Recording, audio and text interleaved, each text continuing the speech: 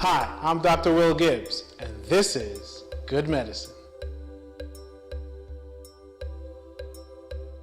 Did you know that some STDs can be cancerous? Is there a difference between generic and name brand drugs? I spoke with Dr. Virgie, the author of the book, What Your Doctor Wants You to Know But Does Not Have Time to Tell You, to tell us more. Cervical cancer is an STD.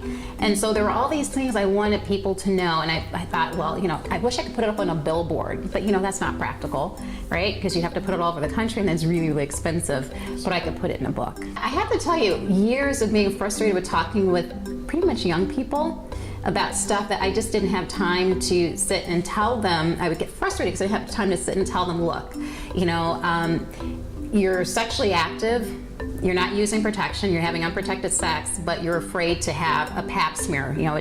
Say to my young ladies, did you know that being sexually active, having unprotected sex, and puts you at risk for having a cancer? Tell me about generic versus name brand drugs. Are they the same thing? Do they have the same effect? Can you tell me what the difference is? Well, the difference is in your patients, you're a physical medicine and rehab doc, a fancy name for saying you do a lot of folks that need physical therapy and need help with essentially pain control working through surgeries or injuries. So a lot of their pain medicines are going to be on, medicines are going to be on our pain medicines. Yes. And so the broad answer to your question, no, there are no differences in the way they act. The active ingredients are the same. In the United States, if they're labeled and made in the United States, the active ingredients have to be listed and they're the same. It's the inert ingredients that are different.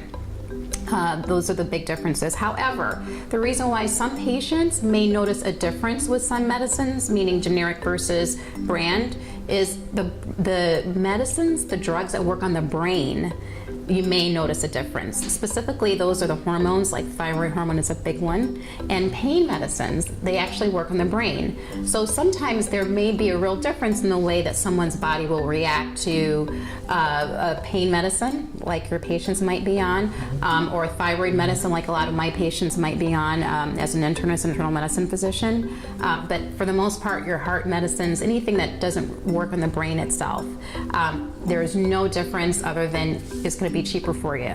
The big thing I really want people to know about that I don't have time to tell folks is this issue of diabetes. Unfortunately, many of us, just from ethnic background, are at high risk as we get older to develop type 2 diabetes. Educating young people so that they don't go out and get into trouble, that if they'd only been armed with information, they totally could save their life. I'm Dr. Will Gibbs, and you just got a dose of good medicine.